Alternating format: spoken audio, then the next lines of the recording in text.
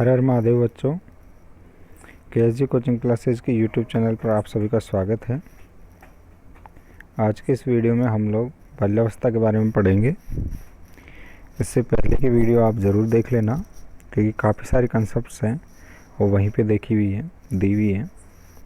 तो देखिए, जो बाल्यावस्था है ये 5-6 वर्ष से लेकर और 12-13 वर्षों तक चलती है।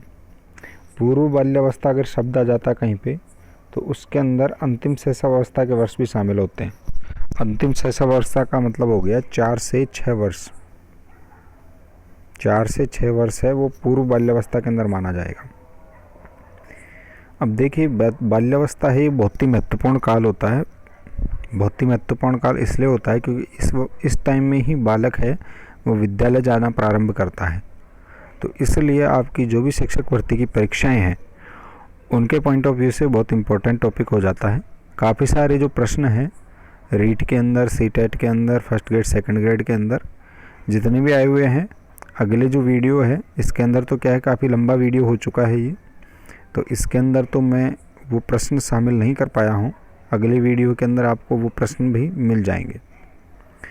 तो देखिए, शुरू करते हैं। सबसे पहले बाल्यावस्था है, उसके बारे में मनोवैज्ञानिकों ने क्या क्या चीज़ें कही हैं। तो देखिए, सबसे पहले स्ट्रिंग ने क्या कहा है, 8 वर्ष का बालक शायद ही कोई ऐसा खेल है जिसे वह नहीं खेलता, अर्थात प्रत्येक खेल खेलता है। स्ट्रिंग ने कहा है कि 8 वर्ष का बालक प्रत्येक खेल खेलता है। बहुत इम्पोर्टेंट है, इसीलिए इसको खेल की आयु भी कहते हैं बाल्यावस्था को। ब्लेयर ने क्या कहा है, शैक्षणिक दृष्टि से जीवन का सबसे महत्वपूर्ण काल होता है। जो शिक्षक उसे शिक्षा देता है उसको बालक की समस्या, परिस्थिति और आवश्यकता का पूर्ण ज्ञान होना चाहिए। अर्थात ब्लेयर ने कहा है कि यह शैक्षणिक दृष्टि से बहुत महत्वपूर्ण काल होता है, जीवन का सबसे महत्वपूर्ण काल होता है। और शिक्षक को क्या क्या होना चाहिए, बालक की समस्या का पता होना चाहिए, परिस्थिति का पता होना चाहिए और आवश्यकता का पता होना चाहिए कि क्या उसकी आवश्यकताएं, नीड्स है।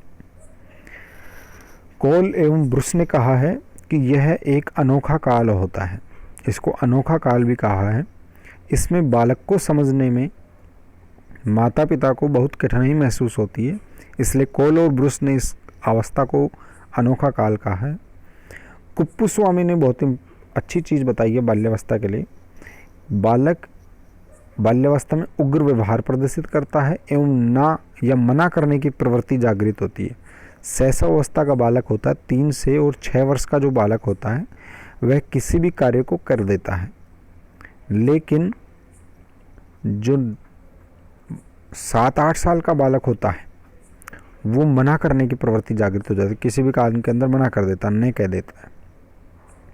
अब इन्होंने 3 बहुत इंपॉर्टेंट चीज़ कही है। 7 वर्ष का बालक उदासीन हो जाता है।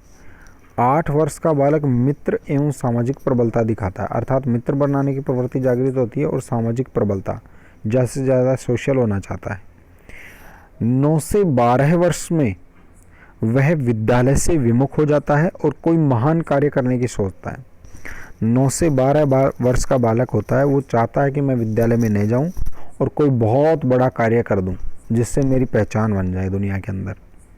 कुप्पुस्वामी के ये शब्द थे। रोस ने कहा है, बालक अपने अध्यापक की नकल करने की कोशिश करता है।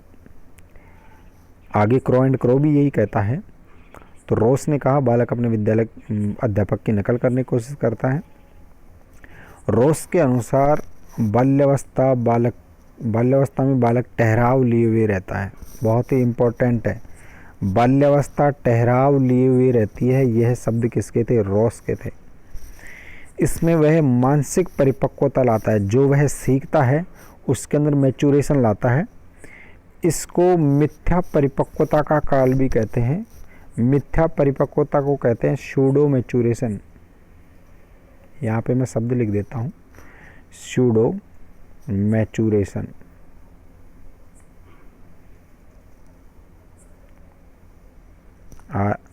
MATURATION, maturation. मिथ्या परिपक्वता या झूठी परिपक्वता का काल भी कहते हैं। इसको क्या, मिथ्या परिपक्वता क्या होती है, इस परिपक्वता में बालक है वो बड़ों जैसी बातें करता है। इसको आगे डिटेल से भी बताया है। देखिए बाल्यावस्था की अब देखो प्रमुख जो विशेषताएं हैं जिनसे बाल्यावस्था पहचानी जाती है उनके बारे में अभी एक डिटेल लेंगे अपन। इस अवस्था में बालक खेलकूद करता है। सबसे ज़्यादा खेलकूद की जो एक्टिविटी करता है बालक अपने जीवन काल में केवल और केवल बाल्यकाल में करता है। यह मानसिक स्थिरता की अवस्था होती है। मैंने आपको बताया था जब 20 सिद्धांत बताए थे विकास के, तो मैंने एक स्पाइरल लॉ बताया था। इस तरह से स्पाइरल लॉ के अंदर क्या होता है, विकास इस तरह से न बढ़कर और इस तरह से वर्तुलाकार गति से बढ़ता है। तो इसके अंदर क्या करता है, बालक एक अवस्था के अंदर कोई चीज़ सीखता है, दूसरी अवस्था के अंदर उसी चीज़ को कार्य में लेता है। तो इसके अंदर मानसिक स्थिरता आती है। जो चीज़ सीखता है मानसिक रूप से उसको फिर अप्लाई करके देखता है, इसलिए मानसिक स्थिरता की अवस्था कहते हैं। इसमें जिज्ञासा की प्रबलता होती है, बहुत ज़्यादा जिज्ञासु प्रवृत्ति का हो जाता है बालक, कौतूहल बना रहता है उसके अंदर। बालक में नैतिक गुणों का विकास होता है और न्यायपूर्ण तर्क करता है। वह टोली में रहने के कारण ऐसा कार्य करता है। न्यायपूर्वक लॉजिक देने की एबिलिटी है वो डेवलप हो जाती है और नैतिक गुण भी विकास हो जाते हैं। जो शिशुओं की जो नैतिक अवस्था होती है वो नैतिक जो विकास होता है बेहद क्षीण रहता है, लेकिन बाल्यावस्था के अंदर नैतिक आयाम विकसित हो जाते हैं। इसमें बालक का सामाजिकरण होता है। सामाजिकरण और नैतिक गुण ये दोनों ही महत्वपूर्ण चीज़ होती है। ये शैशवावस्था के अंदर बहुत क्षीण रहती हैं, कुछ भी नहीं रहता है। लेकिन बालक जैसे ही बाल्यावस्था में प्रवेश करता है उसका सामाजिकरण होता है, सोशलाइजेशन होता है। वह रचनात्मक कार्यों में आनंद लेता है। रचनात्मक कार्य का मतलब होता है जैसे रंगोली बनाना, खेलकूद करना, इसी तरह से पेंटिंग बनाना, चित्र बनाना, पीटी परेड करना, ये सारी की सारी चीज़ें हो गई रचनात्मक कार्य। तो रचनात्मक कार्य करने में उसको बेहद आनंद की अनुभूति होती है। उसकी रुचियाँ परिवर्तनशील होती हैं। वह प्रत्येक रुचि रखता है, जो भी नई चीज़ आती है वही वो करना चाहता है, इसलिए परिवर्तनशील रुचियाँ होती हैं। जबकि किशोर अवस्था में जाकर रुचियाँ स्थिर हो जाती हैं। बालक मूर्त चिंतन की अवस्था में होते हैं। इसको कौन देखो, जेन पियाजे का जो सिद्धांत आएगा उस सिद्धांत को अपन अलग से पढ़ेंगे। उसके अंदर आता है मूर्त संक्रियात्मक अवस्था। मूर्त चिंतन मूर्त संक्रियात्मक अवस्था में होता है। मूर्त संक्रियात्मक अवस्था को कॉन्क्रीट ऑपरेशनल स्टेज कहते हैं, जिसके अंदर ठोस रूप से विद्यमान होनी चाहिए वस्तुएं, उन्हीं के बारे में आप समझ सकते हैं। इसके अंदर नेतृत्व क्षमता का विकास हो जाता है। बालक के अंदर नेतृत्व लीडरशिप क्वालिटी का विकास हो जाता है। यह समलैंगिक प्राथमिकता का काल होता है। समलैंगिक प्राथमिकता का काल क्या होता है? समलैंगिक प्राथमिकता का मतलब होता है जो बालक होता है वो बालक के साथ खेलेगा और बालिका होगी, गर्ल जो होगी वह बालिका के साथ खेलेगी। इसलिए यह समलैंगिक प्राथमिकता का काल होता है।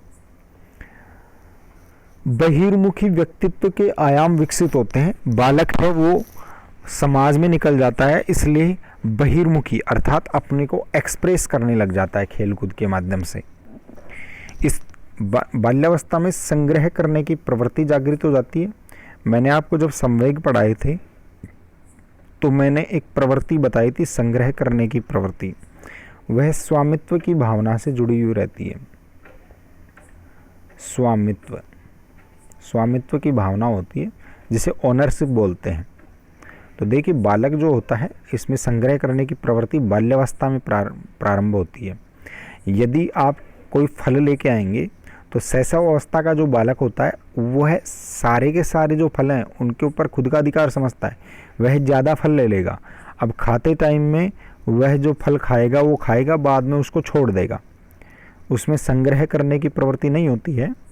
लेकिन बाल्यावस्था का बालक खाएगा जो खाएगा, बाकी जो बचेंगे उन फलों को वो ले जाकर अपने बैग के अंदर या अपनी सेफ जगह के अंदर छिपा के रख देगा।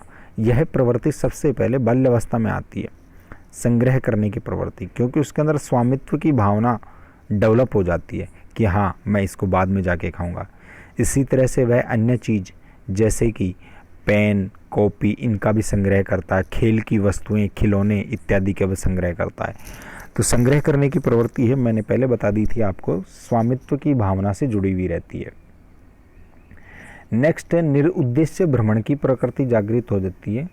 निरुद्देश्य भ्रमण का मतलब होता है कि बालक होता है अपनी एक गैंग बना लेता है, टोली बना लेता है और टोली के साथ रहता है। इसको गैंग या टोली या गिरोह की अवस्था भी कहते हैं। 10-5 बच्चों का समूह होता है, वो समवयस्क बच्चे होते हैं, जैसे 8, 7, 6, 5, 12, 11 इस तरह के बच्चों का एक समूह होता है। तो वह निरुद्देश्य भ्रमण करता है। निरुद्देश्य भ्रमण का मतलब होता है कि उसको कोई भी उद्देश्य नहीं होता है, वो निकल पड़ता है। उसको ये पता है कि कहीं ना कहीं खेल के आएंगे यार, चलो। यौन न्यूनता की अवस्था होती है अपने जीवन काल के अंदर, ये प्रश्न आ भी चुका है, रिपीट हो सकता है। यौन न्यूनता केवल एक ही काल में होती है, वो होती है बाल्यकाल के अंदर। बाल्यकाल होता है वह यौन न्यूनता का काल होता है, बाल्यकाल। अर्थात 5-6 से लेकर और 11-12 वर्ष का बालक होता है, वह यौन न्यूनता प्रदर्शित करता है। सिगमंड फ्राइड ने ऐसा कहा है कि केवल यौन न्यूनता होती है बाल्यकाल के अंदर होती है, बाकी शैशवावस्था के अंदर भी सिगमंड फ्राइड ने बताया है, तो किशोर अवस्था के बाद में भी ये होता है।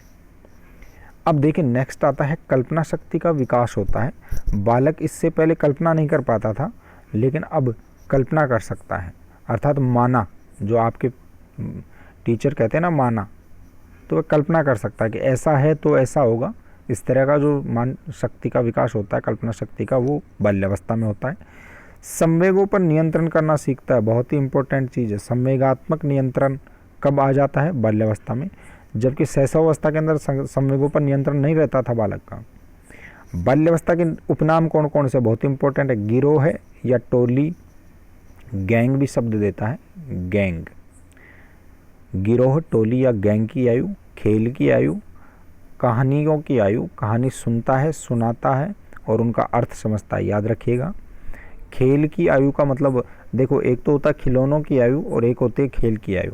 खिलौनों की आयु होती है वो होती है शैशवावस्था के अंदर, खेल की जो आयु होती है वो बाल्यावस्था में। कहानियों की आयु होती है मिथ्या परिपक्वता, स्यूडो मैच्योरेशन की आयु होती है। कौन सी आयु? बाल्यावस्था। ये इसके उपनाम है। इसके अलावा अनोखा काल भी होता है, अनोखा काल, जीवन का अनोखा काल, ये भी होता है बाल्यावस्था में। अब देखिए बाल्यावस्था में शारीरिक विकास देखेंगे हम। शारीरिक विकास में सबसे पहला जो पॉइंट है वो लेते हैं अपन लंबाई। तो देखिए लंबाई जो बालक की होती है, बालक और बालिकाओं की जो लंबाई होती है बाल्यावस्था में अलग अलग होती है। अलग अलग का तात्पर्य ये है कि यदि प्रारंभिक काल देते हो 5 या 6 वर्ष का जो बालक होगा उसकी आयु, उसकी जो लंबाई होगी 108 होगी, बालिका 107 सेंटीमीटर होगी। अर्थात बालिका छोटी होगी समान आयु के बालक से। लेकिन यदि इसी अंतिम अर्थात 11 या 12 वर्ष की आयु देखें तो बालिका है ये ज़्यादा विकास कर लेती है। अर्थात बालिका की जो लंबाई है वो समान आयु के बालक से ज़्यादा हो जाती है, और वो ज़्यादा भी कम, इतनी बहुत ज़्यादा नहीं, बहुत कम ज़्यादा नहीं होती है। अर्थात देखिए आप यहाँ पे डिस्क्रिमिनेशन कीजिए, 138.3 सेंटीमीटर के लगभग बालक होता है और 149.4 सेंटीमीटर के लगभग बालिका होती है। तो लगभग 10 सेंटीमीटर का फर्क पड़ गया है। ये बिल्कुल वॉच कर सकते हैं, आप देख सकते हैं। तो यहाँ पे मैंने लिख भी दिया है, बाल्यावस्था के प्रारंभिक काल में बालकों की लंबाई बालिकाओं से ज़्यादा रहती है, लेकिन बाल्यावस्था की अंतिम अवस्था में बालिकाओं की लंबाई बालकों से अधिक हो जाती है। आ भी सकता है, सीटेट में तो एक बार आ भी चुका है। अर्थात बाल्यावस्था में बालिकाएं बालकों से अधिक वृद्धि करती हैं। भार देखते हैं तो बाल्यावस्था के प्रारंभिक काल में लगभग 13.5 से 19 केजी, औसत माने तो लगभग 16 केजी, 16.5 केजी वजन होता है सभी का। 5-6 वर्ष के जो बालक होता है उसका बता रहे हैं। और अंत में 36 से और 40 केजी होता है। बाल्यावस्था के अंत में 36 से 40 केजी, लगभग आप मान सकते हैं 37 या 38 केजी के लगभग सभी बालकों के अंदर लगभग 11-12 वर्ष की आयु के अंदर वजन होता है, भार होता है। भार है वो अब धीरे धीरे बढ़ता जा रहा है। दांत, 6 वर्ष की आयु से दूध के दांत गिरना प्रारंभ हो जाते हैं। 12-13 वर्ष की आयु में दूध के दांतों की जगह स्थायी दांत आ जाते हैं, याद रखिएगा। केवल दूध के दांतों की जगह स्थायी दांत आते हैं, जबकि किशोर अवस्था के अंदर अक्कल दाढ़ आती है। हड्डियों की संख्या, यहाँ पे हड्डियों की संख्या अधिकतम बढ़ जाती है और ये बढ़ती है अस्थिकरण के कारण। अस्थिकरण के कारण ये दांत गिरते हैं और दूसरे आते हैं। अस्थिकरण के कारण ही हड्डियों की संख्या में वृद्धि हो जाती है और अधिकतम पहुंच जाती है। तो देखो, ये मैंने शैशवावस्था में बता दिया था, यहाँ पे दोबारा से रिपीट हो गया है। बाल्यावस्था में अधिकतम हड्डियां होती हैं जीवन काल में, और वो अस्थिकरण अर्थात हड्डियां बनने या जुड़ने के कारण से होती है। हड्डियां जुड़ने से पहले टूटती हैं, अर्थात टूट के फिर जुड़ती हैं। फिर देखिए, हृदय की धड़कन, हृदय की धड़कन है वो बाल्यावस्था में थोड़ी सी कम हो जाती है। 120 जो धड़कन थी वो 100 से और लास्ट में जाके 85 धड़कन पे ही रुक जाती है। किशोर अवस्था में ये 72 हो जाती है। ये पिछले वीडियो में मैंने आपको बता दिया था। बाल्यावस्था में जो पेशीय विकास होता है वो क्या होता है, तो देखिए ये आज का मोस्ट टॉपिक लगा लेना, यहाँ से प्रश्न उठने वाला है। पेशीय विकास मैंने वहाँ भी शैशवावस्था में बताया था। अब दोबारा से देखिए, यहाँ पे मांसपेशियों का लगभग 30 से 35% विकास बाल्यावस्था में हो जाता है। 30 से 35% मसल्स बन जाती है। बाद में किशोर अवस्था में या फिर प्रौढ़ावस्था में मसल्स बनती हैं। तो 30 से 35% मसल्स विकसित हो जाती हैं बाल्यावस्था में। पूर्व बाल्यावस्था या अंतिम शैशवावस्था में कुछ सूक्ष्म पेशीय कोशलों का विकास हो जाता है। सूक्ष्म पेशीय कौशल, अब देखो यहाँ पर सूक्ष्म पेशीय कौशलों का उदाहरण है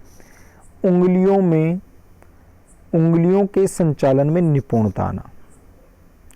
आपकी अंगुलियां हैं, उनको आप चलाते हो तो उसमें बिल्कुल सिद्धस्त हो जाओ, तो उससे कहेंगे उंगलियों के संचालन में निपुणता। नेत्र हस्त समन्वय, अर्थात आंखों के साथ साथ हाथों को चलाना आना आ जाए। तो ये देखो, ये नेत्र हस्त जो समन्वय है ये सीधा सीधा आपके लिखने से संबंधित है, लिखने से। अब देखिए, यदि यह सूक्ष्म पेशीय कौशल नहीं होगा, नेत्र हस्त समन्वय है, यह स्थूल पेशीय कौशल न होकर सूक्ष्म पेशीय कौशल है, और यह डायरेक्ट किस एबिलिटी को डिफेंड करता है या किस एबिलिटी को इफेक्ट करता है, वो है लिखित या लेखन, जो आपका कौशल है उसको इफेक्ट करता है। परीक्षा में प्रश्न आ सकता है आपके। 5-6 वर्ष का बालक है, वह लिखने में असमर्थ है, निम्न में से बताइए किस प्रकार के पेशीय कौशल की कमी है। वहाँ पर नेत्र हस्त समन्वय नहीं आएगा, वहाँ पर आएगा सूक्ष्म पेशीय कौशल, स्थूल पेशीय कौशल और हस्त संचलन, इस तरह से करके आएगा। अब हस्त संचलन अगर आप करिए तो आपका आंसर गलत हो जाएगा। अगर नेत्र हस्त संचलन आता है या नेत्र हस्त समन्वय आता है तब तो ही वह सही माना जाएगा। इसी तरह से ये भी दे सकता है कि निम्न में से कौन सी अयोग्यता है, उसमें सूक्ष्म पेशीय कौशल नहीं आ रहा, उसमें स्थूल पेशीय कौशल नहीं है, वह लिखने की कोशिश नहीं करता, वह लिखने में रुचि प्रदर्शित नहीं करता। तो इस तरह से 4 ऑप्शन बना के दे सकता है। आपको सूक्ष्म पेशीय कौशल वहाँ पे करके आना है। तो मैं यहाँ पे ज़्यादा समझा रहा हूँ, ज़्यादा स्ट्रेस कर रहा हूँ, तो उस चीज़ को आप मोस्ट स्वतः ही लगा लीजिएगा। पूर्व बाल्यावस्था में ही बच्चे में बाएं एवं दाएं हाथ की वरीयता का विकास भी हो जाता है। बालक है लेफ्ट हैंडर बनेगा या राइट हैंडर बनेगा, वह शैशवावस्था में न होकर पूर्व बाल्यावस्था अर्थात 4 से 6 या 7 वर्ष के अंदर अपनी वरीयता का विकास कर लेता है। अब देखिए, यहाँ पर 3, 4 और 5 वर्ष अर्थात अंतिम शैशवावस्था या पूर्व बाल्यावस्था के कुछ सूक्ष्म पेशीय कौशल और स्थूल पेशीय कौशल मैंने लिख दिए हैं। वे लिखे हैं जो आपके एग्ज़ाम के पॉइंट ऑफ व्यू से बहुत ही इम्पोर्टेंट हैं। 3 वर्ष का जो बालक है उसके अंदर सूक्ष्म पेशीय कौशल देखें तो ब्लॉक बनाने का मतलब ये है कि आप कोई भी 6-7 वस्तुएं दे दोगे तो वह उनका ब्लॉक बनाने की कोशिश करेगा। अंगूठे और तर्जनी का मतलब होता है छोटी अंगुली, अंगूठे और छोटी अंगुली के माध्यम से वस्तुओं को पकड़ना सीखता है। देखिए, शैशवावस्था के प्रारंभिक काल में 2 वर्ष का जो बालक है उसको अगर आप देखेंगे तो वह पूरे, जैसे मग है तो मग को हथेली के माध्यम से उठाएगा, हथेली के माध्यम से चूंकि वो उठा नहीं पाएगा तो वह उसको गिरा देता है।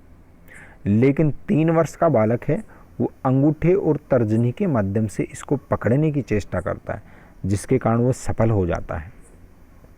स्थूल पेशीय कौशलों की बात की जाए 3 वर्ष की आयु में, तो उछलना, कूदना और दौड़ना शामिल होते हैं। 4 वर्ष का जो बालक होता है वह चित्रात्मक पहेलियों को जोड़ता है। चित्रात्मक पहेलियों का मतलब ये होता है कि यदि आप 4-5 वस्तुएं बालक को दे दोगे तो वह उनको जोड़ जोड़ कर विभिन्न आकृतियां बनाने की कोशिश करेगा और कोई ना कोई चीज़ क्रिएट करने की कोशिश करेगा और क्रिएट करके और फिर आपको बताएगा कि देखो मैंने क्या बना दिया। तो इस तरह की कोशिश जो होती है वह चित्रात्मक पहेलियों से संबंधित होती है। इसी तरह से जैसे मान लो आपने बोतल का ढक्कन खोल दिया, तो 4 वर्ष का बालक है वह तुरंत उस बोतल को बंद करने की कोशिश करेगा। इस प्रकार का सूक्ष्म पेशीय कौशल बालक के अंदर 4 वर्ष के भीतर विकसित हो जाता है। 4 वर्ष के भीतर स्थूल पेशीय कौशल की बात की जाए तो बालक एक एक सीढ़ी चढ़ना क्या कर देता है, प्रारंभ कर देता है।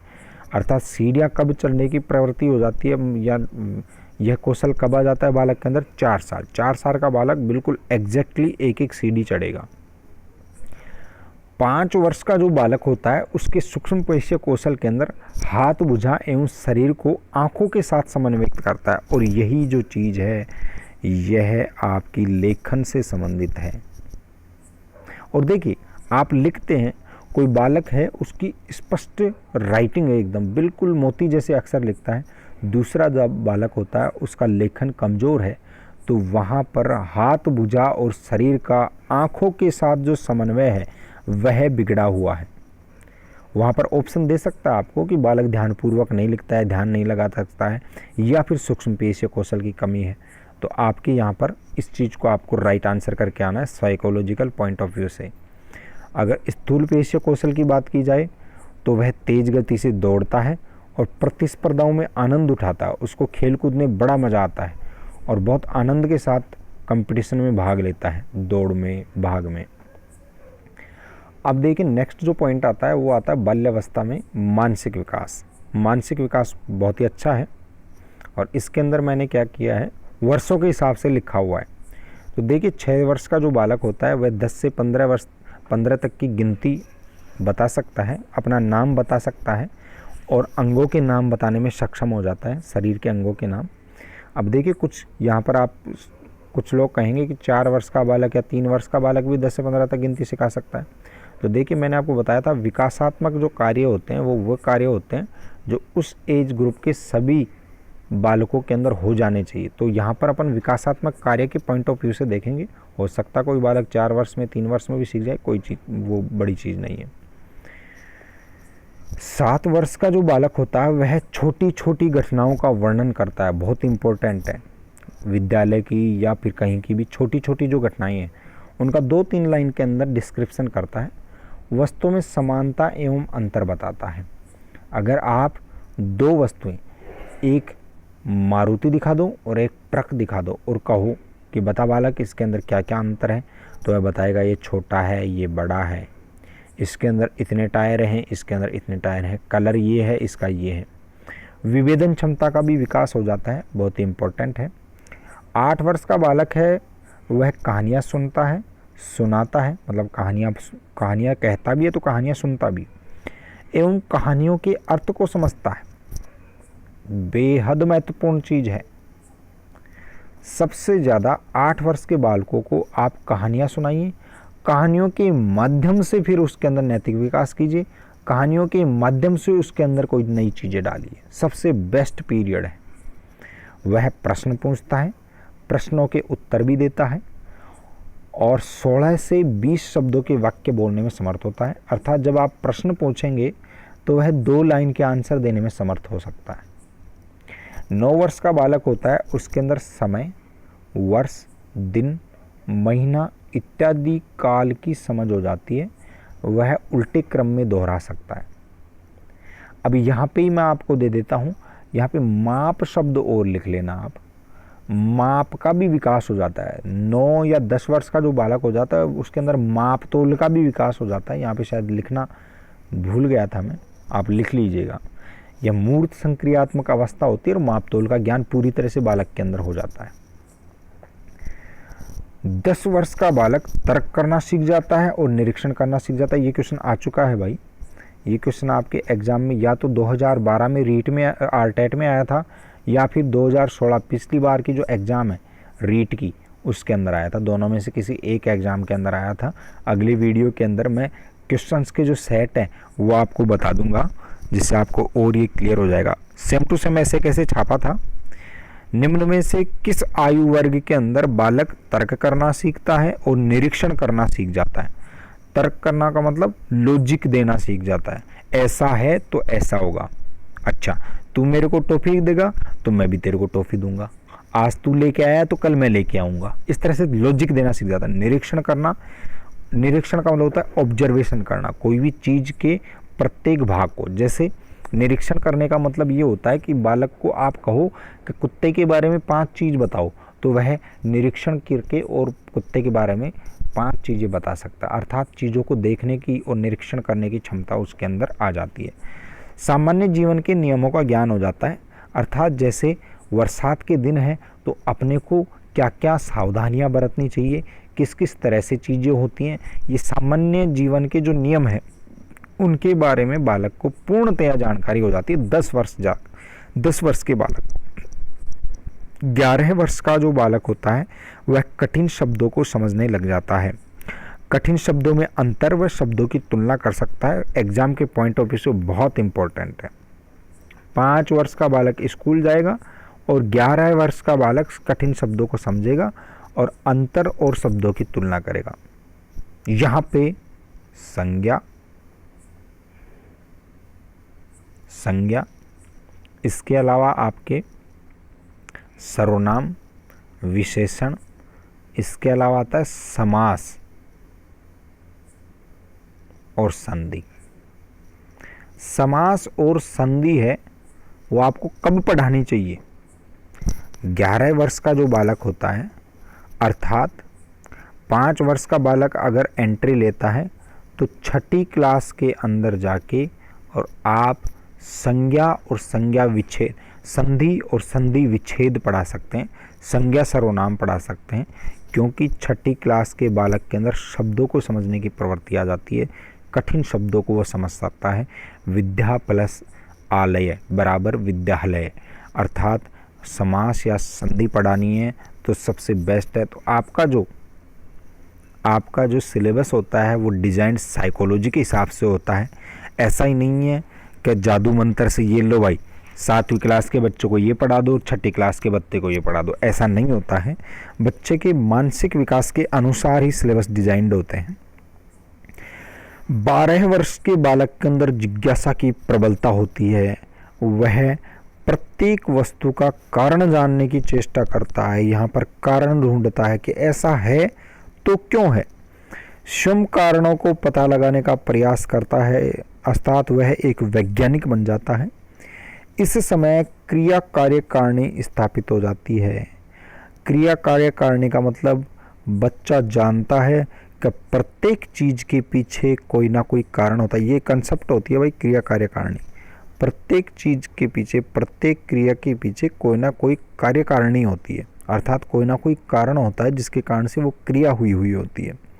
तो क्रिया कार्य कारिणी कब स्थापित होती है, 12 वर्ष अर्थात उत्तर बाल्यावस्था के अंदर वह प्रत्येक चीज़ को अब देखो यहाँ पर कबाड़े करता है बालक, और कबाड़े क्या करता है, जो भी कोई वस्तु होती है घर के अंदर उसको तोड़ के और अंदर देखने की कोशिश करता है कि इसके अंदर है क्या, ये किस तरह से काम करती है।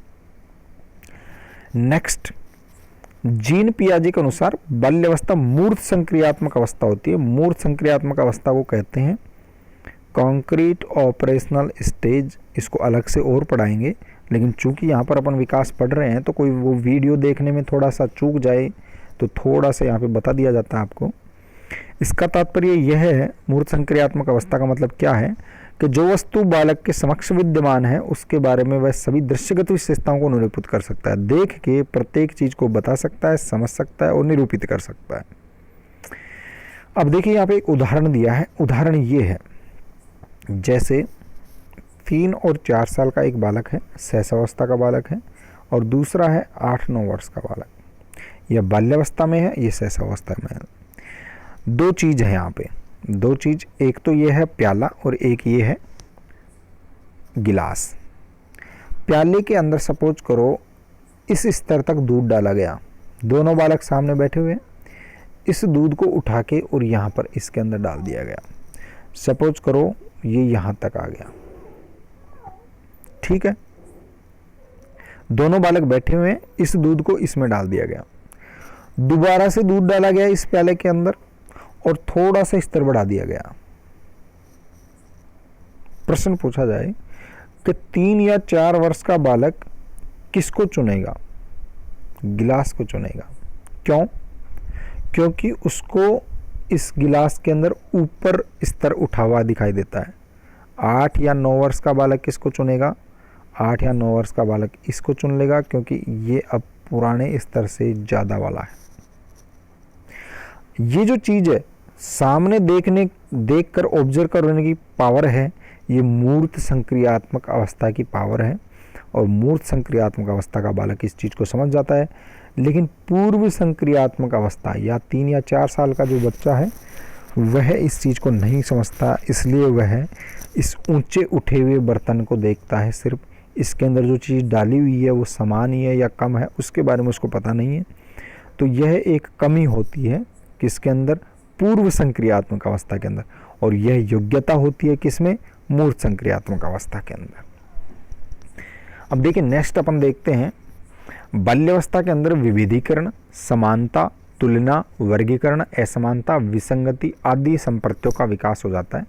संप्रत्य शब्द का अर्थ होता है अंग्रेजी में कॉन्सेप्ट, हिंदी में इसको आप अवधारणा भी कह सकते हैं, लेकिन अपनी साइकोलॉजी के अंदर ये जो शब्द आएगा वो संप्रत्य आएगा। तो जो भी टर्मिनोलॉजी है उसको समझते जाइए, और जो भी टर्मिनोलॉजी आपको समझ में नहीं आती है तो आप कमेंट करके बता दिया करो, अगर मैं कमेंट पढ़ूंगा तो आपको ज़रूर जवाब दूंगा। तो देखिए बाल्यावस्था के अंदर विभेदीकरण अर्थात प्रत्येक दो चीज़ों के अंदर विभेद करने की क्षमता, समानता ढूंढने की क्षमता, तुलना, एक चीज़ की दूसरी चीज़ के साथ तुलना करना। जैसे अगर मिट्टी और रुई के अंदर भारी चीज़ कौन सी होगी तो बालक तुरंत बता देगा कि मिट्टी भारी होगी। वर्गीकरण करना अर्थात चीज़ों को अलग अलग ग्रुप के अंदर डालना। असमानता देखना कि डिस्क्रिमिनेशन कहाँ पे है। विसंगति देखना कि जहाँ, विसंगति का मतलब ये है कि कोई भी चीज़ में जिसमें गड़बड़ होती है उसे विसंगति कहते हैं। ये सारे के सारे कंसेप्ट डेवलप हो जाते हैं बाल्यावस्था के अंदर। इस अवस्था में मानसिक विकास क्रमबद्ध हो जाता है और तर्क संगत हो जाता है, लॉजिकल हो जाता है। क्रमबद्ध हो जाता है और लॉजिकल हो जाता है। अब देखिए नेक्स्ट पॉइंट आता है, मानसिक विकास के बाद में आता है, वो आता है संवेगात्मक विकास, इमोशनल डेवलपमेंट। किसमें? बाल्यावस्था में। बहुत ही इंपॉर्टेंट है टॉपिक, छोटा टॉपिक है अपेक्षाकृत। अब देखिए बाल्यावस्था में संवेगात्मक नियंत्रण करना सीख जाता है बालक, बहुत ही गजब की चीज़ है। संवेगात्मक नियंत्रण प्रारंभ हो जाता है, उत्तर होगा बाल्यावस्था के अंदर। संवेगात्मक नियंत्रण किस तरह से होता है देखिए मैं आपको बताता हूँ। संवेगात्मक नियंत्रण का मतलब ये है कि आप किसी छोटे से बालक को देखेंगे तो छोटे से बालक को अगर आप डांटेंगे तो डांटते ही वह रोने लग जाता है। यदि बाल्यावस्था 8-9 वर्ष या 7-8 वर्ष के बालक को आप डांटेंगे तो डांटते ही वह धीरे धीरे धीरे धीरे धीरे करते करते उसकी आंखों के अंदर पानी डबडबाएगा। यदि पानी डबडबाने अर्थात आंसू आने लग जाएंगे उसके आंखों के अंदर, गिरेंगे नहीं अभी, आंखों के अंदर आंखों में पानी भर जाएगा। जैसे अगर आपने कहा कि दोबारा ऐसा मत करना, ठीक है, तो वह अपनी आंखों के अंदर जो आंसू आते थे, जो गिरने वाले थे, उनको वापस से खींच लेता है, अंदर वापस पी जाता है। तो यह संवेगात्मक नियंत्रण का बेस्ट एग्जाम्पल, बेहद महत्वपूर्ण एग्जाम्पल है, इसको आप याद रखिएगा। तो बालक है, 8-9 वर्ष का बालक होता है, वो संवेगात्मक नियंत्रण करना सीख जाता है, अपने संवेगों को नियंत्रित कर लेता है। संवेगों की तीव्रता में कमी आ जाती है, गजब चीज़ है। शैशवावस्था से विपरीत चीज़ें होती हैं सारी की सारी, उनकी कालावधि बढ़ जाती है। कालावधि बढ़ने का मतलब शैशवावस्था का बालक 5 मिनट के लिए रोएगा, लेकिन बाल्यावस्था का बालक होता है वो 1 घंटे तक रोएगा। 5-6 वर्ष का बालक होता है, उसकी संवेगों का जो कालावधि होती है वो ज़्यादा हो जाती है। जैसे बालक खुश है तो काफ़ी देर तक खुश रहता हुआ घूमता रहेगा। संवेगों में स्वार्थ की कमी आ जाती है, स्वार्थ की कमी आ जाती है। इसके अलावा बांटकर खाना सीख जाता है, मित्र मंडली के साथ सहयोग करना सीख जाता है, तो स्वार्थों की कमी आ जाती है। बालक संवेग अभिव्यक्त करने का ढंग सीख जाता है। इससे पहले शैशवावस्था में संवेग किस तरह से अभिव्यक्त किया जाता है ये बालक को पता नहीं रहता। वह कई बार क्रोध को और खुशी को मिक्स करके बता दे, क्योंकि उसको पता नहीं है कि संवेगों को अभिव्यक्त कैसे करना है। लेकिन बाल्यावस्था में जाकर किस संवेग को कैसे अभिव्यक्त करना होता है वह सीख जाता है अच्छी तरह से। अपरिचितों से डर अपेक्षाकृत कम हो जाता है। शैशवावस्था के अंदर क्या होता था, नकारात्मक संवेग हावी रहते थे, डर ज़्यादा रहता था, लेकिन अपरिचितों का भय इसके अंदर बेहद कम हो जाता है।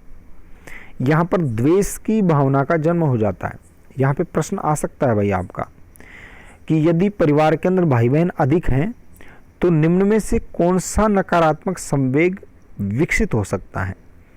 तो बालकों के अंदर द्वेष की भावना, द्वेष की जो भावना होती है वह अपनी वस्तुओं को दूसरे से बांटने के कारण से या परिवार के अंदर किसी एक को ज़्यादा और दूसरे को कम देने के कारण से द्वेष की भावना का विकास हो जाता है। तो मुझे लगता है ये चीज़ आपके समझ में आ गई होगी। निराशा का भाव प्रकट हो जाता है, ऐसा उनकी इच्छाएं पूरी नहीं होने के कारण होता है। जैसे क्लास के अंदर सभी बालक नई वेशभूषा में हैं, लेकिन किसी बालक के पास में नए कपड़े नहीं हैं, तो उसके अंदर निराशा के भाव प्रकट हो जाएंगे। तो देखिए दोनों ही पॉइंट हैं वो बहुत महत्वपूर्ण है, देश की भावना, निराशा। अब देखिए बाल्यावस्था में खुशी, उत्साह, उल्लास आदि सकारात्मक संवेग अधिक प्रकट होते हैं। तो याद रखिएगा ये जो सकारात्मक संवेग हैं ये विकसित तो शैशवावस्था में हो जाते हैं, लेकिन प्रकट ज़्यादा कहाँ पे होते हैं, बाल्यावस्था के अंदर। तो बाल्यावस्था होती है सबसे ज़्यादा सकारात्मक संवेगों की अवस्था होती है। सबसे ज़्यादा नकारात्मक संवेगों की जो अवस्था होती है वो शैशवावस्था होती है। सबसे ज़्यादा जीवन में मनुष्य सबसे ज़्यादा खुश होता है तो वह बाल्यावस्था के अंदर होता है। 5 से 12 वर्ष की गोल्डन एज होती है जिसके अंदर वह बेहद खुश रहता है। उसके बाद में किशोर अवस्था में भी वो खुश नहीं रह पाता, बाल्यावस्था में खुश नहीं रह पाता, और प्रौढ़ावस्था में तो छोड़ो आप।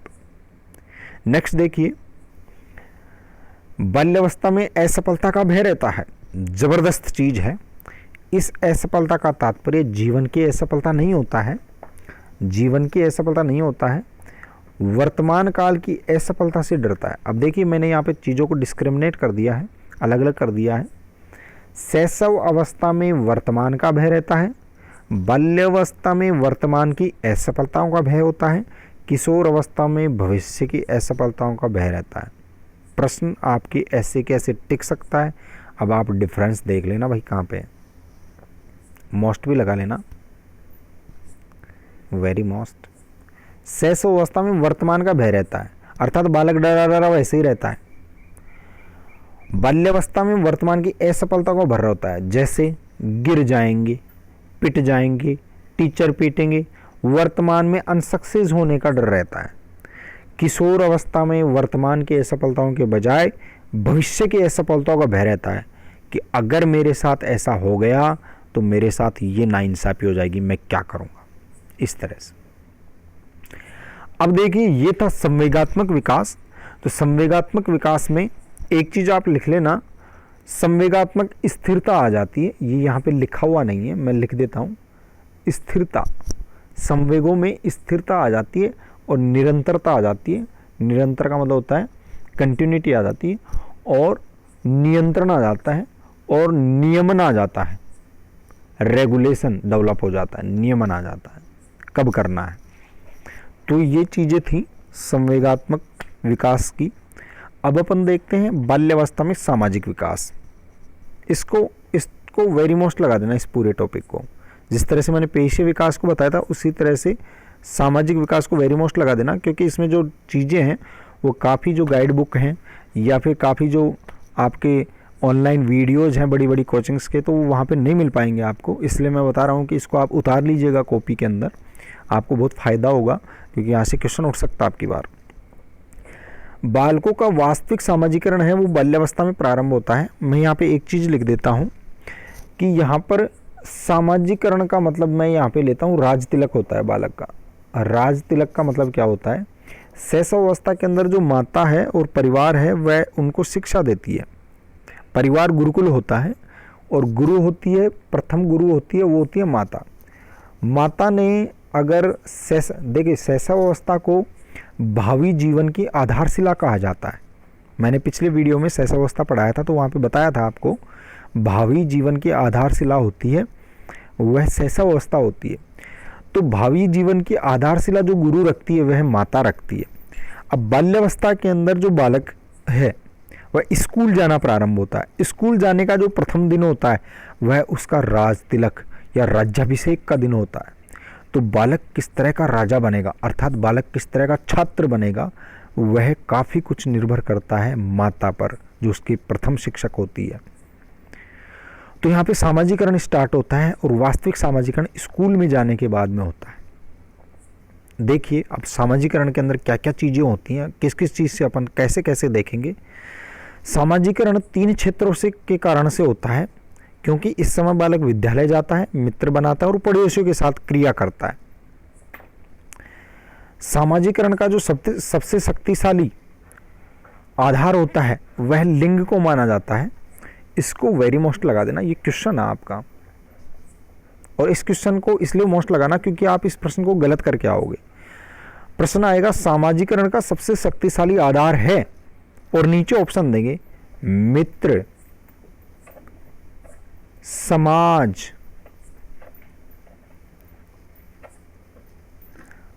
संस्कृति और चौथा दे देंगे लिंग। लिंग को तो आप समझेंगे नहीं, जेंडर को तो आप खत्म ही कर देंगे। 3 चीज देखेंगे या तो मित्र या समाज या संस्कृति और ज़्यादा से ज़्यादा टेक आएंगे क्या या तो समाज या संस्कृति और आपका प्रश्न वहीं पे गलत हो जाएगा। तो मैं आपको बता देता हूँ यह प्रश्न बहुत इंपॉर्टेंट है। सामाजिकरण का सबसे शक्तिशाली आधार होता है वह लिंग होता है। अब आगे मैंने इस चीज़ को डिटेल से भी समझाया है। बालक 3 या 4 वर्ष का होता है तो वह स्वयं को लिंग के आधार पर पहचानने लगता है। 3-4 साल से पहले बालक अपने आप को बालक है या बालिका है पता नहीं रहता, उसको लड़का है या लड़की है उसको खुद को पता नहीं रहता है। जब एक बार ऐसा हो जाता है तो उसके पश्चात वह समाज के सभी मान्य नियम जो उस पर लागू होते हैं करने की चेष्टा करता है। वह समाज के प्रत्येक नियम जो उस लिंग पर लागू होते हैं उनको करने की चेष्टा करता है। जैसे बालक है मोटरसाइकिल के ऊपर चढ़ जाता है, क्यों? क्योंकि उसे ऐसा लगता है कि जो पिता है वह मोटरसाइकिल चला रहा है तो अपन भी इसको चलाएंगे। मान्य सामाजिक नियम है उसको करने की कोशिश करने लग जाता है बालक। तो यह उसके लिंग को पहचानने अर्थात खुद को लड़का हो, मैं लड़का हूं या मैं लड़की हूं ऐसा समझने के पश्चात ही संभव हो पाता है, अन्यथा वह ऐसे नियम को अपनाता नहीं। जैसे कोई 5 वर्ष का बालक है वह किसी बालिका के कपड़े पहनने के लिए इनकार कर देता है। क्यों कर देता है? क्योंकि उसे पता है कि ये जो फ्रॉक है ये तो लड़कियां पहनती हैं और उसे पता है कि मैं तो लड़का हूं। 5 वर्ष या 3 वर्ष से पूर्व का बालक जो मर्जी आए उसको फ्रॉक दिखाते ही मैं पहनूंगा इसको, वो कहेंगी बेटा ये लड़कियों की है, नहीं मेरे को पहनना है। क्यों? क्योंकि उसे पता नहीं है कि मैं लड़का हूं या लड़की हूं। ठीक है। बाल्यावस्था के प्रारंभिक काल में बालक स्व को भी विकसित करते हैं। स्व का मतलब होता है सेल्फ क्रिएशन कर लेता है बालक बाल्यावस्था के प्रारंभिक काल में, अर्थात 5-6 वर्ष का जो बालक होता है वह स्व निर्धारण करता है। और स्व निर्धारण किस तरह से करता है वह भी आगे देखा। स्व को एक शब्द के माध्यम से और निरूपित करते हैं साइकोलॉजी में, आत्म। सेल्फ जो शब्द होता है उसको आत्म के शब्द से भी निरूपित करते हैं। आप लिख लेना, ये जो चीज़ें मैं बताता जाता हूँ इन चीज़ों को आप ज़रूर से नोट आउट कर लेना। अगर अंग्रेजी के शब्द हैं उनको भी नोट नहीं किया है तो वीडियो को पूरे पीछे चला के और आप इन चीज़ों को नोट करते जाना, आपके बहुत काम आएंगी ये चीज़ें। अब देखिए, बालक जब कोई नए कार्य करता है तो माता पिता अथवा अध्यापकों की प्रतिक्रिया उसमें पहल शक्ति अथवा अपराध बोध विकसित कर सकते हैं। बहुत इंपॉर्टेंट चीज है। नकारात्मक प्रतिक्रिया देने पर बालक में अपराध बोध विकसित हो जाता है। बालक कोई नया कार्य कर रहा है, माता पिता या अध्यापक ने क्या कर दिया, नेगेटिव प्रतिक्रिया दे दी, अर्थात उसको कह दिया कि तूने बेकार कर दिया या तेरे से नहीं होगा। इस तरह की अगर रिएक्शन आती है तो बालक के अंदर अपराध बोध विकसित हो जाता है और उसकी पहल शक्ति, नया करने की शक्ति कमज़ोर हो जाती है और यह जीवन भर बनी रहती है। आपने देखा होगा आपके परिवार के अंदर बहुत से ऐसे नवयुवक बैठे हैं जो वेल ग्रेजुएट हैं, बहुत ही फिजिकली और माइंड रूप से मतलब मेंटली भी इतने सशक्त हैं कि वो दुनिया में कोई भी कार्य कर सकते हैं, बहुत ही सशक्त हैं, लेकिन फिर वो बेरोजगार बैठे रहते हैं परिवार के अंदर। क्यों? पहल शक्ति की कमजोरी है और ये जीवन भर बनी रहती है। क्यों? कहाँ पे बनी थी? माता पिता जब भी वो कोई नया कार्य कर रहे थे उसी टाइम में बाल्यावस्था के अंदर ही उन्होंने उनके अंदर अपराध बोध विकसित कर दिया। अर्थात देखिए यहाँ पर अध्यापकों की और माता पिता की एक बहुत बड़ी जिम्मेदारी है, एप्रिशिएट करो। एप्रिशिएट अगर करेंगे, बालक को प्रशंसा या पुरस्कार देंगे या शाबाशी देंगे, या फिर कहें अगर वो गलत कार्य भी करता है तो पहले शाबाशी दें और फिर कहें थोड़ी सी उसके अंदर परिमार्जन करें, जिससे उसके अंदर पहल शक्ति विकसित हो जाए। पहल शक्ति यदि आपने मार दी तो यह उसके जॉब क्रिएशन से रिलेटेड है भाई, सीधा सीधा। यह जो चीज़ है वह मैं आपको एरिक एरिक्सन के मनोसामाजिक सिद्धांत के अंदर भी दोबारा से बताऊंगा, डिटेल से और बताऊंगा। अब देखिए नेक्स्ट चीज़ क्या है, बालकों में स्व निर्माण।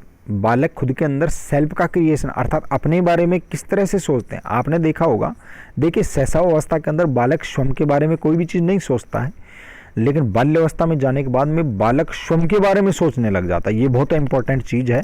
और स्वयं के बारे में बालक किस तरह से स्व का निर्माण, सेल्फ क्रिएशन कैसे करते हैं, तो देखिए पूर्व बाल्यावस्था का मतलब क्या हो गया कि 4 वर्ष से और 6 वर्ष तक का जो बालक होता है वह जब आप स्वयं को निर्धारित करता है, स्व निर्माण करता है, तो उसके अंदर केवल शारीरिक आधार को शामिल करता है।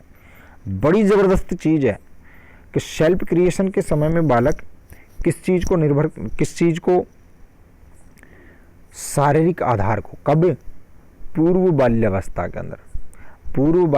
के अंदर अर्थात 4 से 6 वर्ष का बालक है वह स्व निर्माण करते टाइम शारीरिक आधारों को शामिल करता है। डायरेक्ट प्रश्न उठेगा, इंपॉर्टेंट लगा देना। अब देखो यहाँ पर मैंने एग्जाम्पल लिख दिए हैं। कैसे? जैसे मैं लड़का हूँ, मैं लंबा हूँ, वह मोटी है, उसके काले बाल हैं। बाल्यावस्था के अंदर बालक ये जानता है कि मैं तो मोटा हूँ और वो पतला। शैशवावस्था के अंदर पता नहीं रहता है, हालांकि वो मोटा बनना चाहता है बालक, लेकिन उसको पता है कि मैं पतला हूँ। और चूंकि वो शारीरिक रूप से सारी चीज़ें डिस्क्रिमिनेट करना सीख जाता है तो खुद के अंदर ये चीज़ जानता है कि मैं उससे तो बड़ा हूँ, उससे मोटा हूँ और उससे लंबा हूँ। इस तरह से उत्तर बाल्यावस्था के अंदर बहुत इंपॉर्टेंट है। उत्तर बाल्यावस्था का मतलब ये हो गया कि लगभग 9 वर्ष के लगभग बाद में बालक स्वयं को आंतरिक गुणों के आधार पर परिभाषित करते हैं। अतः स्व निर्माण किस पर आधारित होगा? आंतरिक गुणों पर आधारित। डायरेक्ट रीट का क्वेश्चन आ जाता है, उत्तर बाल्यावस्था में स्व निर्धारण होता है आंतरिक गुणों के आधार पर, इंटरनल प्रॉपर्टी या इनर प्रॉपर्टीज के आधार पर। जैसे मैं फुर्तीला हूं, कक्षा में मैं लोकप्रिय हूं, मैं पढ़ाई में सबसे तेज हूं, अनुशासन मेरा अच्छा नहीं है, अध्यापक मुझे कार्य देते हैं। ये सारी चीज़ें सोचेगा किसके अंदर? उत्तर बाल्यावस्था के अंदर। और ये चीज़ें जानता है। बालक को ये भी पता रहता है कि मेरी लोकप्रियता है, मेरे को सबके सब लोग अच्छे बताते हैं। अब देखिए बालक के स्व निर्धारण के अंदर विद्यालय, मित्र मंडली और धार्मिक स्थान इंपॉर्टेंट है। धार्मिक स्थान, क्लब इत्यादि साधन शामिल होते हैं। धार्मिक स्थानों पर भी बालक स्व निर्धारण करते हैं, याद रखिएगा। प्रार्थना वगैरह जहाँ पर मंदिर वगैरह करते हैं तो वहाँ पर जाकर भी कुछ एक चीज़ें सीखते हैं और वहाँ पर जो भी विशेषताएं हैं उनके आधार पर स्वयं का स्व निर्धारण करते हैं। बालक सामाजिक रूप से तुलना भी करते हैं। और उस तुलना में उनका आत्मबोध, आत्मा को हटा देना, आप आत्मबोध शामिल होता है। अब याद रखिएगा, सामाजिक रूप से तुलना करना एक अलग कंसेप्ट हो गई। सामाजिक रूप से तुलना करने का मतलब ये है कि बालक होता है वो दूसरे बालक से अपना कंपैरिजन करता है और उसके अंदर वो सारे इश्यूज को शामिल करता है। जैसे मैं ज़्यादा पैसे वाला हूँ, या हमारे परिवार के अंदर पैसों की कोई कमी नहीं है, इसके परिवार के अंदर पैसों की कमी है, वह बुरा है मैं अच्छा हूँ, वह काला है मैं गोरा हूँ, वह इस तरह का है मैं इस तरह का हूँ। तो वह तुलना करना सीख जाता है और तुलना करने के अंदर उसका सेल्फ शामिल होता है। आत्मबोध का मतलब क्या हो गया? सेल्फ। सेल्फ जब तक नहीं होगा तो वह तुलना नहीं कर सकता। सामाजिक रूप से तुलना करने का मतलब दूसरे व्यक्ति के साथ तुलना जब भी करेगा जब उसको खुद का पता होगा। खुद की तुलना दूसरे के साथ तभी संभव होती है जब खुद के बारे में कुछ पता हो। सहसव अवस्था के अंदर स्वनिर्धारित नहीं होता है, इसलिए वे दूसरों से तुलना नहीं करते। अब देखिए नेक्स्ट जो लाइन है वो बहुत ही इंपॉर्टेंट है। यौन जैविक निर्धारण करता है जबकि लिंग स्त्री व पुरुष के सामाजिक आयाम को प्रदर्शित करता है। डायरेक्ट प्रश्न उठेगा, यौन लिख के और इस तरह से खींच देगा। व्यक्ति के जैविक आयाम को निर्धारित करता है, व्यक्ति के सामाजिक आयाम को निर्धारित करता है, व्यक्ति के संवेगात्मक आयाम को निर्धारित करता है। इस तरह से ऑप्शन देगा और आप कोई भी टेक के आ जाएंगे तो याद रखिएगा यौन शब्द दे देता है। अंग्रेजी में जो सेक्स शब्द है वह केवल जैविक निर्धारण करता है, अर्थात वह संतान उत्पन्न करने की क्षमता से संबंधित है केवल। जबकि जो जेंडर है, जेंडर होता है वो स्त्री और पुरुष के सामाजिक आयाम को प्रदर्शित करता है। जेंडर शब्द होगा वो सोशलाइजेशन के लिए आप यूज लेते हैं। मुझे लगता है आपको समझ में आ गया और आप गलत नहीं करेंगे। इसी तरह से शब्द आ जाता है, ऐसे दे दिया लिंग, लिंग शब्द लिख के दे दिया, कोष्टक में हो सकता है वो जेंडर भी दे दें, और फिर आगे दे दिया व्यक्ति के सामाजिक आयाम को परिभाषित करता है, व्यक्ति के जैविक आयाम को प्रदर्शित करता है, व्यक्ति के मानसिक आयाम को प्रदर्शित करता है, व्यक्ति के नैतिक आयाम को प्रदर्शित करता है। इस तरह से दे सकता है। तो वहाँ पर उत्तर हो जाएगा जेंडर के लिए सामाजिक आयाम को प्रदर्शित करता है। अब देखिए बाल्यकाल में बालिकाओं को माता पिता द्वारा परनिर्भरता का प्रशिक्षण दिया जाता है। अब देखिए स्वनिर्धारण जब होता है उसी टाइम में सोशलाइजेशन जब होता है तो माता पिता द्वारा भी माता पिता की और अध्यापकों की भूमिका महत्वपूर्ण हो जाती है। तो बालिकाओं को परनिर्भरता, परनिर्भरता का मतलब होता है डिपेंडेंसी, डिपेंडेंसी। शैशवावस्था के अंदर सभी शिशु होते हैं वो परनिर्भर होते हैं, लेकिन माता पिता द्वारा प्रशिक्षण या ट्रेनिंग कब दी जाती है बालिकाओं को परनिर्भरता की? बाल्यकाल के अंदर। परनिर्भरता का मतलब होता है दूसरे पर डिपेंडेंट रहने के लिए कहा जाता है। कोई भी बालिका होती है तो उसको खुद को अकेले को कहीं भी नहीं जाने देते हैं, तो यह माता पिता द्वारा किया जाता है और ये ट्रेनिंग दी जाती है। तो ये सामाजिक आयाम है एक। और बालकों को स्वतंत्रता का प्रशिक्षण दिया जाता है, कोई भी कार्य करने के लिए फ्रीली छोड़ दिया जाता है, उसको कहीं भी जा सकता है, बेरोक टोक आ सकता है। यह बाल्यावस्था के अंदर माता पिता का व्यवहार होता है बालिकाओं और बालकों के प्रति, जो उनकी सामाजिकता को फिर बाद में जाके इफेक्टेड करता है।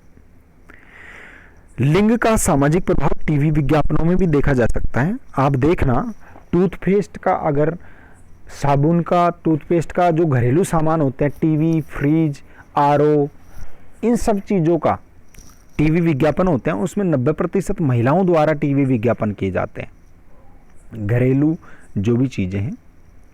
लेकिन याद रखिएगा कोई प्रोफेशनल चीज़ है, जैसे व्यावसायिक चीज़ है, प्रोफेशनल चीज़ को हिंदी में व्यावसायिक चीज़ कहेंगे, जैसे कि मान लो लैपटॉप हुआ, मोबाइल हुआ, कोई मशीन हुई, गाड़ी हुई, 4 व्हीलर वगैरह, 2 व्हीलर हुए, तो उनके लिए केवल पुरुषों को चुना जाता है। पुरुष जो मॉडल होते हैं वो उस चीज़ को एडवर्टाइज करते हैं। तो ये जो सामाजिक प्रभाव होता है वह लिंग पर डिपेंड होता है, लिंग पर मतलब जेंडर पे डिपेंड होता है, और ये आप टीवी विज्ञापनों में देखते हो, ये प्रभाव डालता है, क्योंकि ऐसा लगता है कि वो ज़्यादा इफ़ेक्टिव चीज़ करता है। आप यकीन कीजिए कि लक्स के साबुन का यदि कोई व्यक्ति पुरुष अगर एडवर्टाइजमेंट करे तो क्या वह उस उत्पाद को अच्छी तरह से रिप्रेजेंट कर पाएगा? नहीं कर पाएगा। तो लिंग होता है वह सामाजिकता के ऊपर प्रभाव डालता है और सामाजिकता से बुरी तरह से प्रभावित रहता है। तो यह लिंग का और सामाजिकता का आपने बहुत ही अच्छी तरह से रिलेशन देख लिया होगा, समझ लिया होगा। अब देखिए आगे कुछ टॉपिक हैं। बच्चे के सामाजिकरण में विद्यालय, समाज, पड़ोस और मित्रों की अहम भूमिका होती है। बाल्यावस्था में बालक बालकों की टोली में रहता है और बालिकाएं बालिकाओं की टोली में रहती हैं। वे स्वयं के मित्र चुनना प्रारंभ करते हैं, अर्थात सेलेक्टिव हो जाते हैं, मित्र बनाते हैं काफ़ी सारे और उनमें से पक्के मित्र बनाना प्रारंभ कर देते हैं बाल्यावस्था के अंदर। बाल्यावस्था में नकारात्मक मन का प्रारंभ हो जाता है।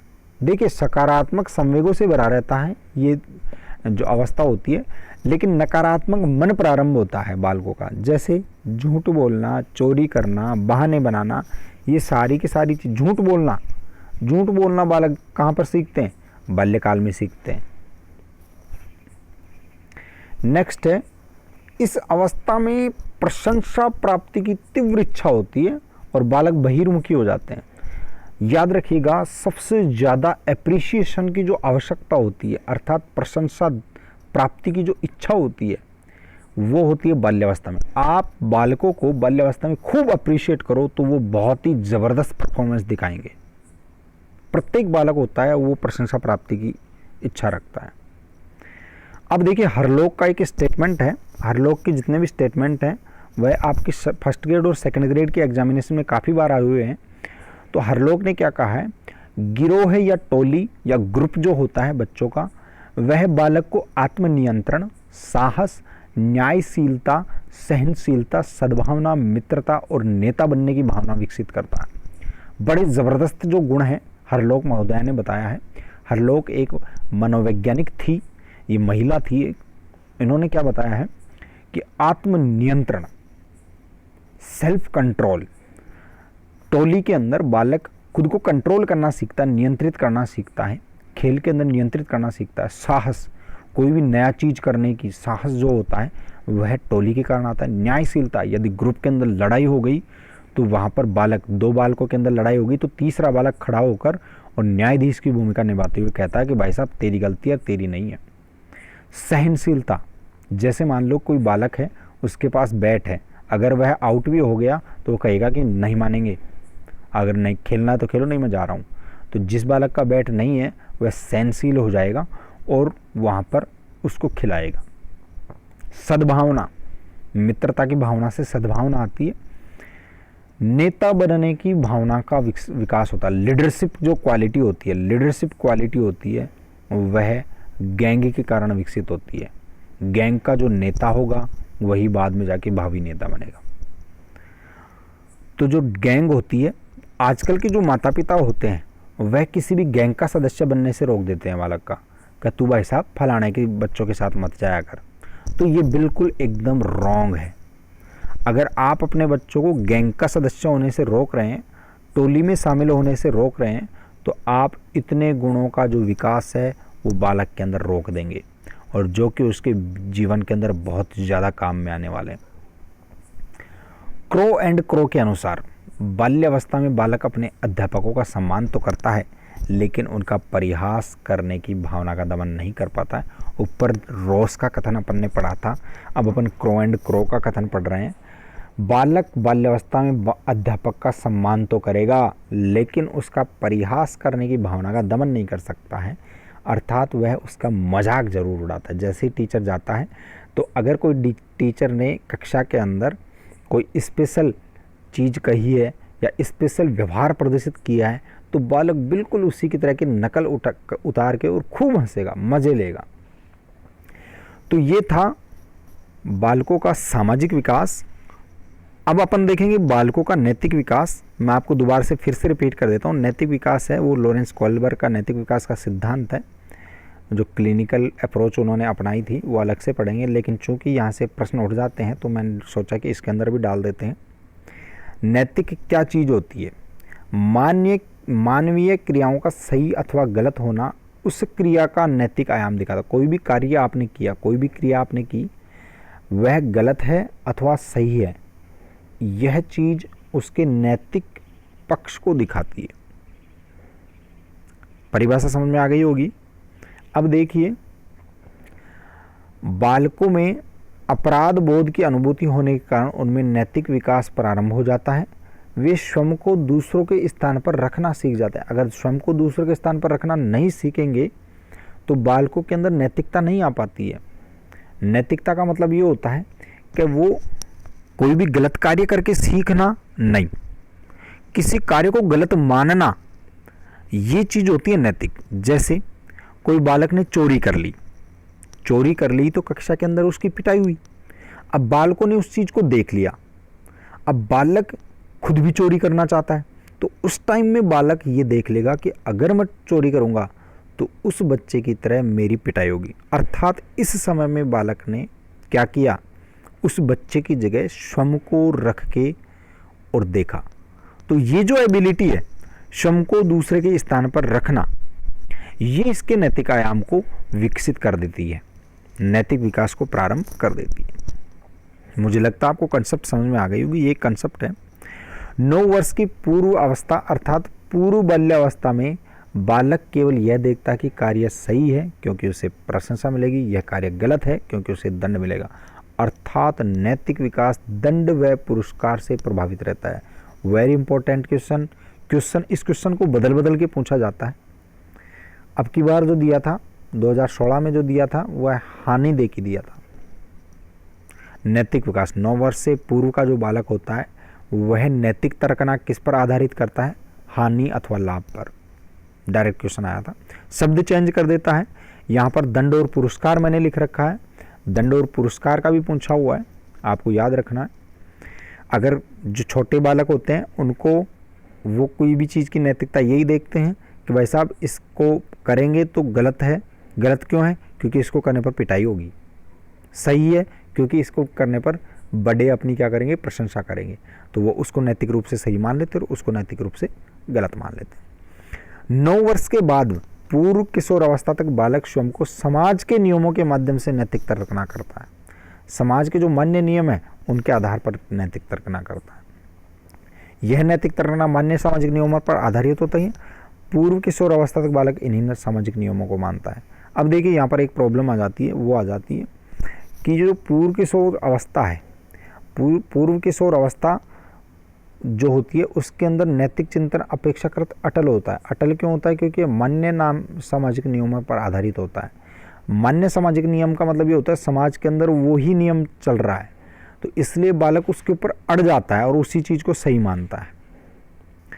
यह चिंतन दूसरों की स्वीकृति प्राप्ति हेतु लिया जाता है। बाद की अवस्था में अर्थात किशोर अवस्था के बालक खुद की व्यक्तिगत नियमावली बना लेते हैं, और यह जो नियमावली पर्सनल जो नैतिकता डेवलप करते हैं वो किशोर अवस्था में करते हैं। और किशोर अवस्था की जो नियमावली होती है वो बालक की परिस्थिति, किशोर की परिस्थिति, उसके तर्क क्षमता लॉजिकल पावर, उसके कॉग्निट पावर अर्थात संज्ञान, और उसकी आवश्यकता नीड के ऊपर आधारित होती है। उसी के अनुसार वो अपनी व्यक्तिगत नियमावली का क्या करते हैं, रचना करते हैं किशोर अवस्था के अंदर। लेकिन जो बाल्यावस्था होती है उसके अंदर नैतिक तर्कना क्या होती है, मान्य सामाजिक नियमों पर आधारित होती है। 9 वर्ष से पूर्व तो होगी दंड और पुरस्कार पर आधारित, 9 वर्ष से लेकर 12 वर्ष तक होगी मान्य सामाजिक नियमों पर, और मान्य सामाजिक नियमों के कारण उसमें अटलता आ जाती है। ये प्रश्न घुमा के पूछ लेता है कई बार। तो मुझे लगता है नैतिक विकास आपके समझ में आ गया होगा। आज के इस वीडियो में हम इतना ही देखेंगे। आपको ये चीज़ समझ में आई या नहीं आई, कैसा लगा वीडियो, आपको कमेंट करके बताना। अगर आपको ये वीडियो बहुत अच्छा लगा तो आप इसको लाइक कीजिए, शेयर कीजिए, अपने दोस्तों को इसका लिंक भेजिए और ज़्यादा से ज़्यादा इस चीज़ को समझिए। अगर कोई भी प्रश्न है इससे संबंधित, कोई डाउट है तो आप कमेंट बॉक्स में कमेंट कर सकते हैं। हो सका मैं उन कमेंट्स को पढ़ा तो आपको ज़रूर से आंसर ज़रूर दूंगा। तो आज इस वीडियो में इतना ही। बने रहिए KSG कोचिंग क्लासेस के यूट्यूब चैनल के साथ। हर हर महादेव।